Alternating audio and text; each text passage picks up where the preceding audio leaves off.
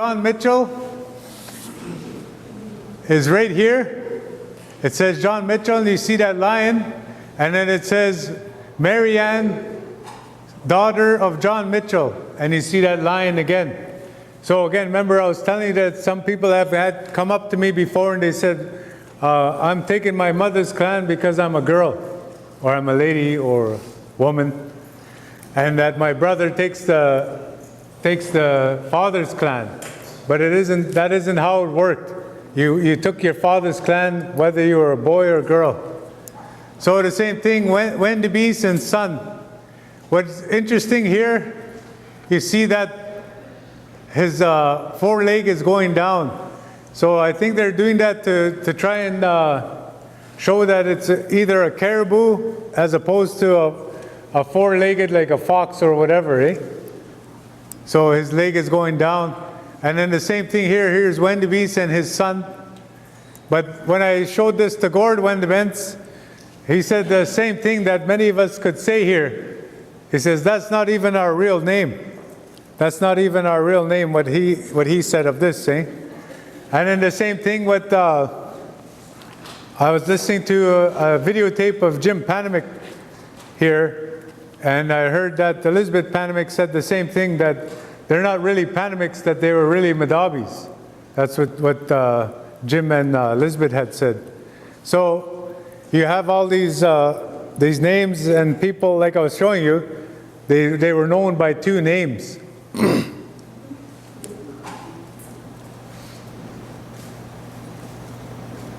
So here, this one, Makonzedes, the bear's foot, and you can't see, but if you actually looked at the document, you see that tail actually has the cross-hatching of a beaver tail. So there's no disputing that it's a skunk or a fox or whatever else. And here, this one's nice and skinny. You see Nawagabo, he draws a fish, and then his son was named Giutase, and it says son of Nawagabo. So the two fish, again, so the father and the son have the same clan, and the daughter and the father have the same clan. That's the main purpose of showing you this slide. So then here, it says Ben Megijik, son of Ogijagok. So here you see this clan here, and then we look for Ogijagok up here, and you see her clan is different. It looks like a caribou, and then the son has like that squirrel or skunk there. So again, the boy has a different clan than his mother.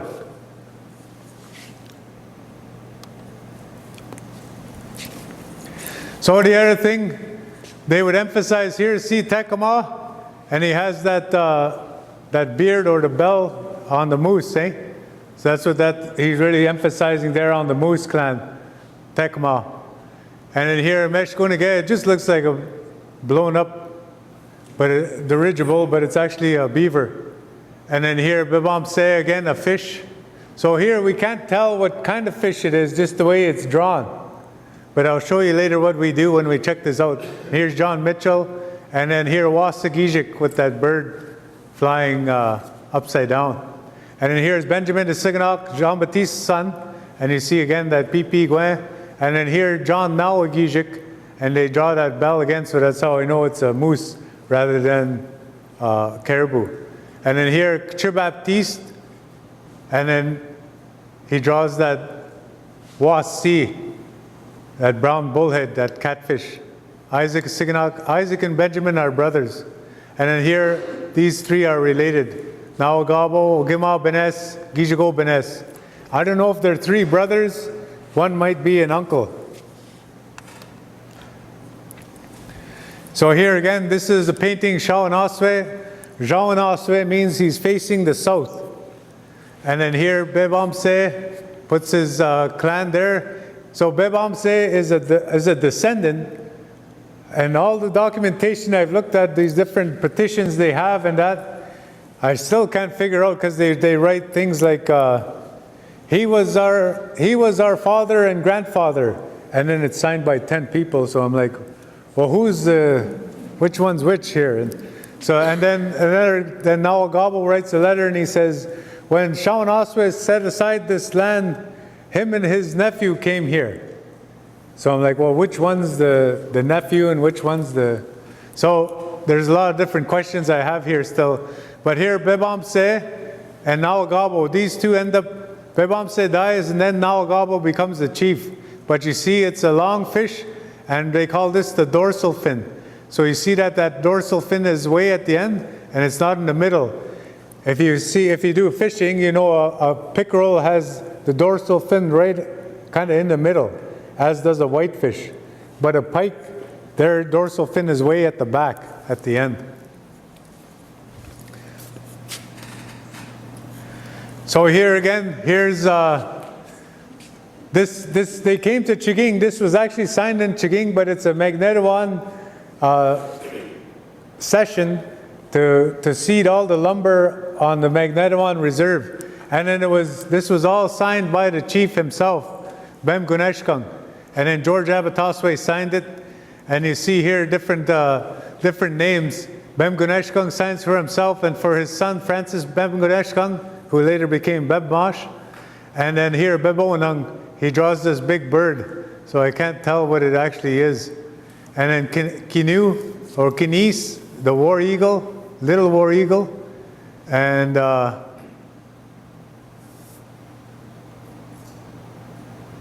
this one's a beaver.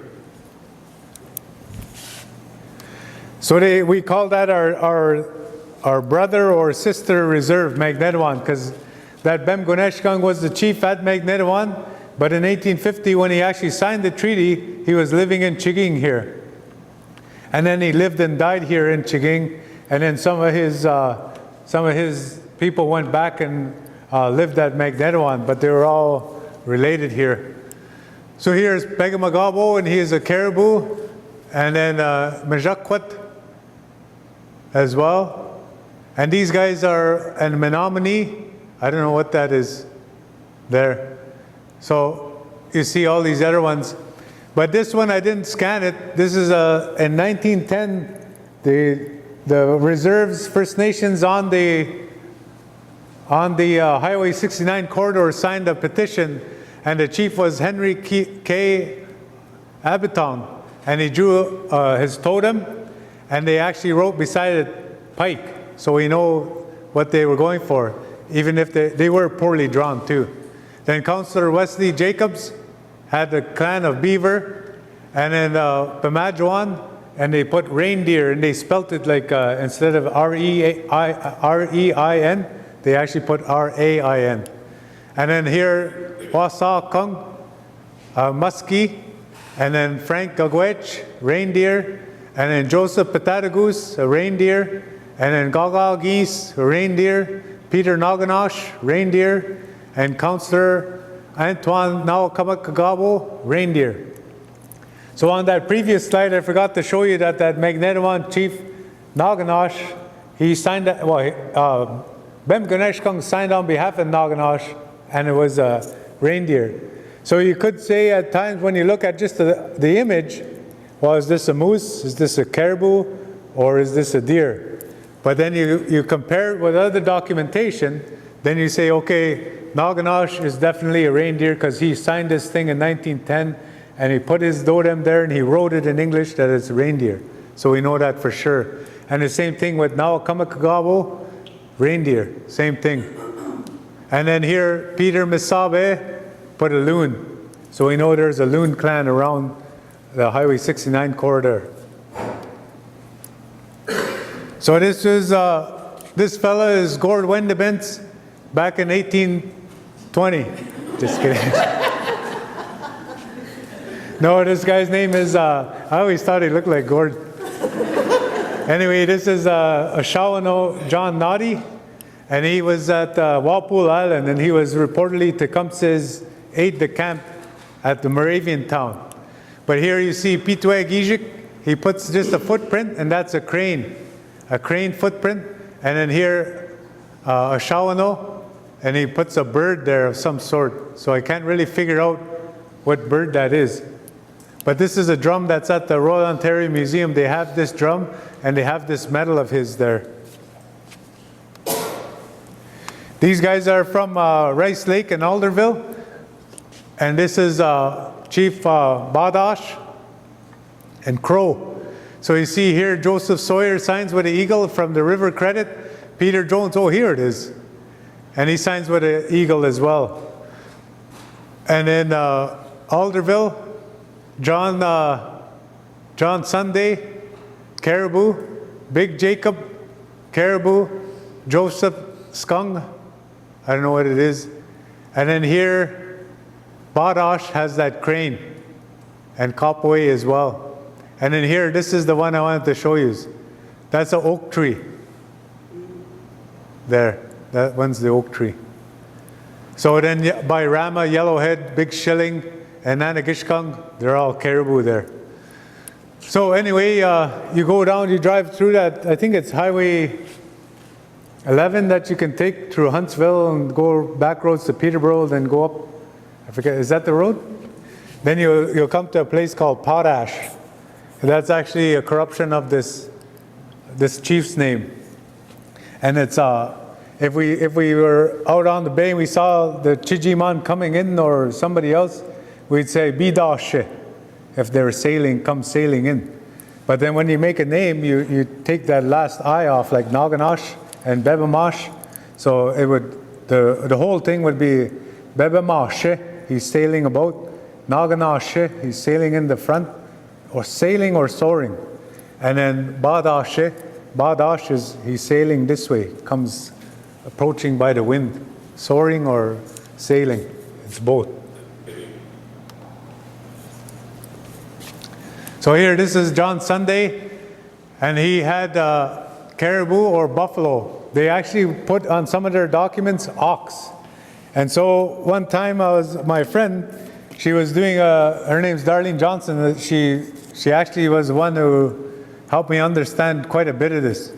So this Darlene was saying that she grabbed a bunch of these documents from Rice Lake area, and it would actually say here, I didn't grab the right one, but this is John Sunday's and his son. And it looks like caribou, you'd think caribou right off the bat. But they have other ones where they actually wrote, and it says ox. And so we were puzzled for a while, but actually it ended up being that it's a buffalo. And then you see how far back these clans actually go. Because if you actually looked at the natural history, you'll see that there were buffalo that were south of Lake Erie and Lake Ontario, where the actual tree line was, and then they weren't very many, but they were there, and they called them a wood buffalo. So that's how far back this goes. So the same thing, my friend there, Darlene Johnson, she was telling me that she was giving testimony at the Ipperwash inquiry, and she showed all these caribou footprints to the people at Kettle Point. And then one lady came up to her afterward and she says, "We don't got no damn caribou around here, what are you talking about?" Well, she didn't say it that mean, but she said, "We don't got caribou around here, why would that be a clan here?" But that's how ancient this is, when the actual ice was further down, and the ecology. So you got to match this with the ecology as well to see how far these the natural indigenous species were and where they were at the time. And then when we say, Anishinaabe people say, this goes right back to the time of creation, as far back as we can remember. So that's why they say that one, he has a buffalo clan, even though he's in Alderville. Well, there would be no buffalo at all. So, and then these people are from the River Thames as well, just to show you how dispersed these moose are, and that as well. But here, this is the one. So here's the treaty, the excerpt from the treaty. And then we have that, when I was telling you that some people thought that Deboske, that it was the light of the sun, and that could be an interpretation of the name, the light of the sun, as far as the light goes. But what Johnny told me is there's repeated strikes of lightning, that there's no shadow. So to me, like I was saying, Debse, Debshkene, and then Deboske, filled with light. That's how I would interpret it. But of course I've been wrong before. Anyway, this one, Shabandash, reindeer. And you see, he draws that hump back. But then here, Nimbal Gossam, he put almost like snowshoes on those caribou because their hoof spreads right out so that they can walk on top of the snow. So that's what he's really emphasizing there, that it's a reindeer. So here, remember I told you that Oga was Deboske's grandfather, and this was handed down to Louis Debosque, but he thought at that time, he heard the story so many times that he thought Oga and Nibalcom were the same person. But the research that I did, I found out that Oga was the father of Nibalcom, and then Nibalcom was the father of Debosque. And then so he's just using shorthand here. And here, this was, for a long time, people were puzzled. They called this Antler Clan, but they didn't know that it was actually the footprint. So you see here, Debosque signs here, but then up here, it isn't the sun. Because you see, then he has that terminal part, and then the dew claws on the caribou, and the split hoof, and then the Shagenshi. So this is where I think, but I haven't been able to prove this for myself. My grandfather's name, my mom's maiden name was Shage, and that's what I think this is who he was named after, Shagenshi. And this guy moved to Chiging, and then some of them moved to Obijuang, that reserve, and then, but they ended up saying as a crayfish as the clan.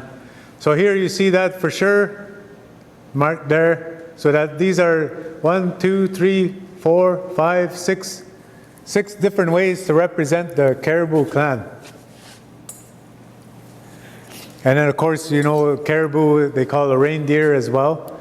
But here's the hoof print in the snow. And then here's the hoof print in the mud.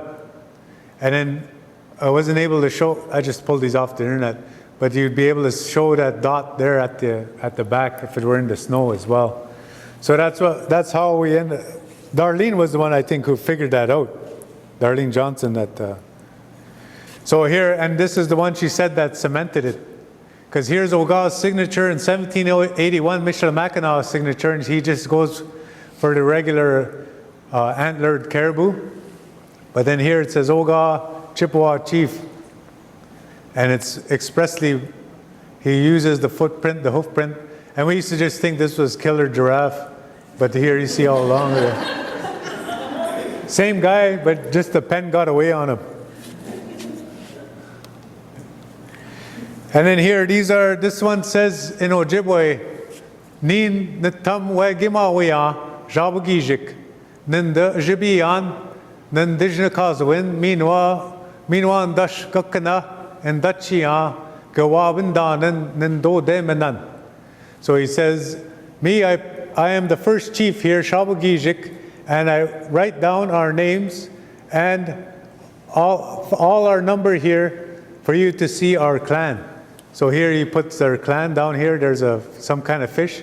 But this is the really interesting and curious thing, is he cut this out of a different paper, and it says Todem Jabugijik, and he pasted it on that petition. And then others have put in the ribs of that for whatever reason that I don't know. So here, Assants, then people from Beausoleil were Assants, and then they named themselves, they moved here to Chiging, and then they were called Armstrong or Emstanang. But you see here, this is their great-grandfather here, Armstrong, here in Chiging, Assants, and they have otter, and again Assants. And this fellow, this is like a bird's eye view. You see the 4 legs.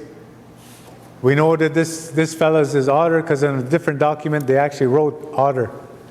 And then here Nagik, and this so happens again, remember I was showing you that Makongos and the Makwa, and here Nagik, he happens to have the totem of Nagik as well.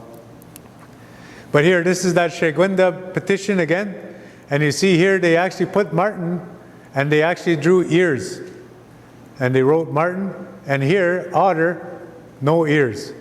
So that's the thing. When they're trying to show a difference between a 4-legged with a long tail, if he has ears, then you know it's Wabjesh, a martin.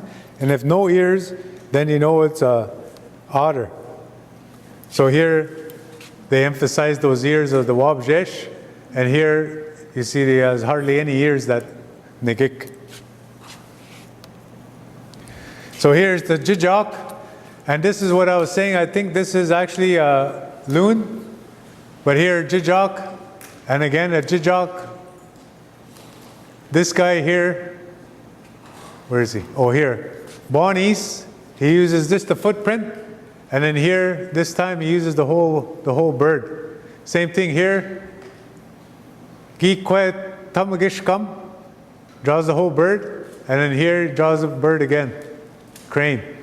And then here, Mark of the Sioux, Chief Wabange, and it's a crane. So you see different ways of representing the crane, either the whole bird or the footprint with no back.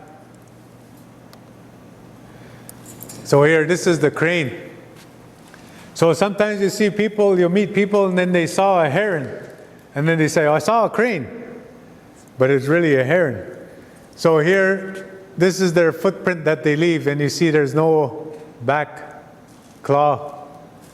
And here's that plover to show, remember I was showing you Shingwa Kons was saying he was a Crane clan because his mother was, and then all the Crane clan who were vying for that chieftainship says, you're not Crane clan, you married Jaganash.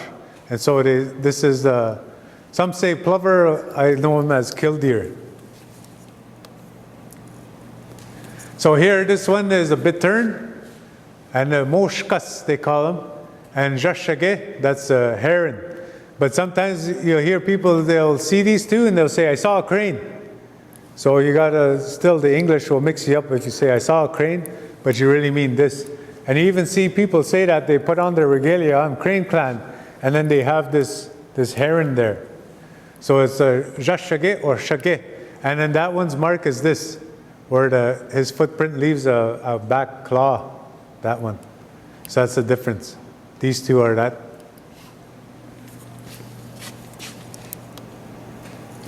And then Megaze, Benese. Megaze is an eagle, bald-headed eagle. And then the Kinu is the war eagle, or the golden eagle. But you see, side profile, they really emphasize the talons and the beak. Again, here, they draw that hourglass body, they call it. And here, the hourglass body again. But here, they draw those feathers. And to me, that usually represents the thunderbird. And so the same thing here, Edwegijik, but you see all the lightning coming out of his eyes. You can barely see the lightning coming out of his eyes, but you see all the sound being demonstrated off of his flight there. And then here, this is from that Shishigwaning one. Again, they emphasize the beak. And you see how he emphasized the beak and the claws, Megaze. But he's got all these ruffled feathers around him. And it's like they said, like when a king, you know those King Henry, they got those big ruffled collars. That's what they're showing there. He's the royal bird. And then here, Megaze, again, that arc, and then the hourglass. But the reason they emphasize that hourglass, you see that on all these pouch bags, woven bags and stuff. So here, this is Pipi Gouin. This is that American kestrel that I was talking about. And in French, it's called Espervé. Anishinaabemowin Pipi Guizens or Pipi Gouin. And here's that Gishkamantsi that I was talking about, the kingfisher. And Gishkamantego on the branch, or Gishkamantsi, Ginu, Megaze. So different birds. So here, this is that Wasi. The scale isn't correct. This is a lot smaller, but you see that flat tail. And then here, this is the Monomaque, channel catfish, and you see that split tail. So here, this is how they would show that split tail channel catfish, Monomaque, and here this is the Wasi flat tail catfish. Same thing up here, flat tail, split tail. Nabaneg Ijik had Monomaque clan, and in this one, Kanoshmeg, Wasi flat tail bullhead clan. Maskinoje and Ginoje and Neme. So this is what I was talking about. So this fish here, his dorsal fin is right in the middle. So it isn't a pike, a muskie, and it isn't a pike, and it isn't a sturgeon. So here, Naganawina, or now they say Naganawina, Naganawina, Niganawina, Here's a fish, but it has a bit of a ruffle there. So I think this one is a sturgeon, but I can't prove that conclusively. And then, like I said, Shawn Osway, and then they actually wrote pike. But you see, he doesn't have any dorsal fin till the end, and he's got these fins down here. So he's indicating that. But what we need, and he's got spots as well in there. So that's why I think it is the spots for the pike. But then when you look at his mouth, you'd think it would be that as well. So it's still up for debate. And then Makwa. Here, Kimilwan, to me, I always thought when I didn't actually have the document at high resolution, I just thought it was a buffalo, just because he had the big shaggy hair there and the short tail. But it's a bear. Kimilwan. And then here, Optagijik. And then here you see that they would draw it real easily. Then they showed the ribs again. And then Egishwe, that real curved body. I don't know why they did that with the bear. They would show that real curved body. And that's it. But the reason I wanted to do this presentation was I just noticed that we're on to our governance and that. And we haven't really discussed our clans and the role of clans in it. And we're trying to come up with a constitution. And it says, it's like one line, like, well, respect the clans or whatever. But it doesn't actually talk about the different clans and the different roles that each clan had and the different role that the clans played in decision making and in representation as well. So it would have ramifications, it could have ramifications for an election. So one scenario was, one person I was talking to said, well, it should be run by clans. And they said then you'd have a hoof clan or anybody of the caribou clan, moose clan, a deer clan, then they would elect their own representative. And then people of the bear clan would have their representative, and then they would have a seat around the council table.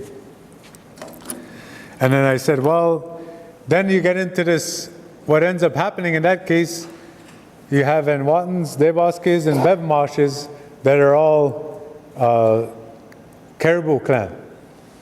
And then let's say you had just one family that had one clan. Then you have these three families with one seat at the table, but you have this one family with an equal voice at the table. So you'd have to work on how you're actually going to have your decision-making process if you try and go with that. It's basically the argument that Wiki has with Jibawasing, that when you get together to make a decision about the island, then Jibawasing has an equal say at the table as the Wiki chief, when Wiki chief represents, I don't know how many people are at Wiki, and then Jibawasing has like 40 people that they represent. So there's a mismeasure of representation, could be a mismeasure of representation. So when you're doing this constitution, I think you really have to try and factor that kind of thing in as well. There's this young lady, Sylvia Plain, she made a different diagram that I really like, that I wish they would bring her up here to come and talk about it. She kind of superimposed this on a star blanket. So you have 8 directions, and then you have the 7 clans in there, and then you have different stages of life and stuff, and a lot of different arrows going in different directions of how you could enact, reformulate a whole constitution based on Anishinaabe and Matsuin, instead of taking down what the Indian Act already has,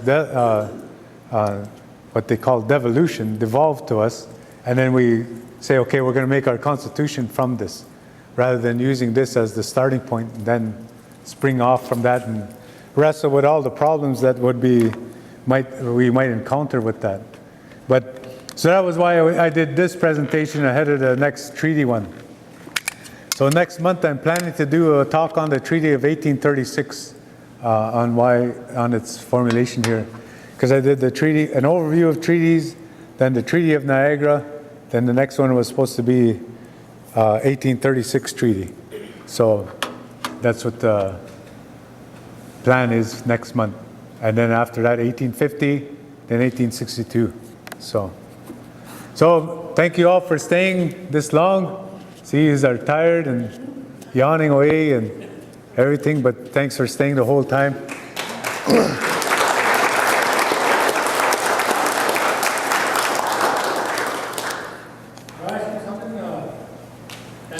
Number 7. Did you study theology like Bible? No. There's some significance of that. Yeah, and it goes more than the Bible though too, eh? But the Bible is the most famous because of the 7 sacraments, 7 deadly sins, and all this that goes on with that. But other places, you look at other religions, they have that 7 as well. But the Bible does have a lot of references to 7. 7th son of a 7th son and all this as well. Well, there's a song about 7 Spanish ink.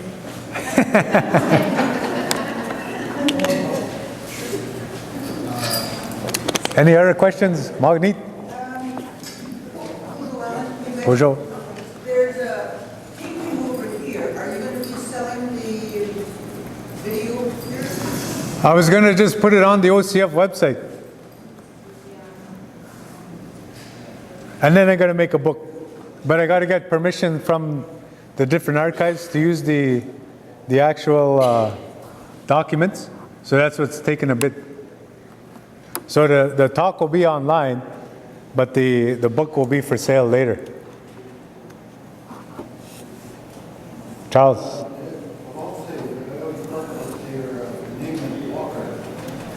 There's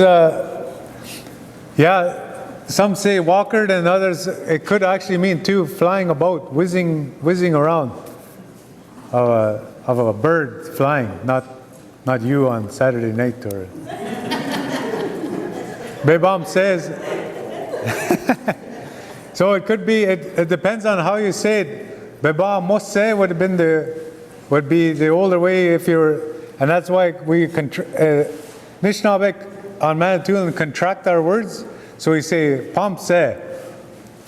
And then, but in the older way, you would say Baba Mose, and that would mean for sure walking about, walking here and there.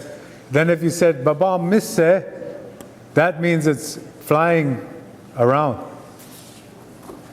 So there would be, and it depends on how it's said. So, but I have some that say it means that flying about.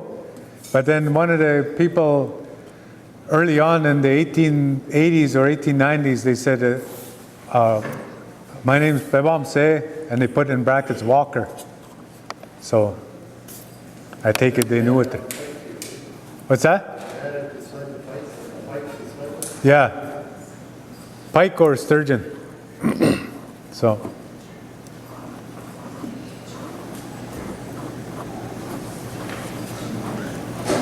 Okay, nothing else? Miigwech. Where did those McDonald's fit in? Scottish. Is there a document that shows the anglicized version of a lot of the names?